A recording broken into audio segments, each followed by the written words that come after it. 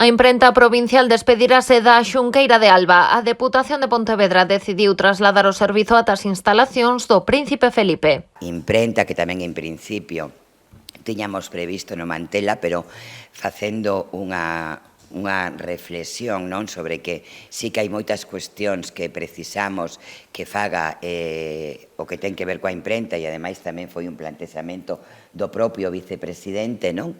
Esa reflexión o imos a manter e esa sí que vai a quedar definitivamente nun espacio do Centro Príncipe Felipe. O que non se salva é o edificio que até o de agora acolleu a imprenta. A Deputación continúa os trámites para derrubalo, deixando libre unha parcela de case 3.000 metros cadrados na Xunqueira de Alba, que se converterá nunha zona verde. A arquitectura industrial de certa época, pois parece que se está desaparecendo toda.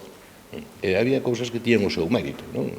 Incluso a nave da Fisa, por exemplo, tiña o seu mérito. Esta, bueno, sin ser ninguna maravilla, pois tiña a súa gracia, non? De dunha época e demais. Pero, bueno, está tomada a decisión e agora, bueno, pois se vai a Príncipe Felipe, non? Este é un paso máis na recuperación deste espazo. A Deputación avanza tamén na demolición do edificio do Parque de Maquinaria que se trasladará ao polígono de Barro. Neste proceso sacaránse a poxa pública algúns recursos do servizo.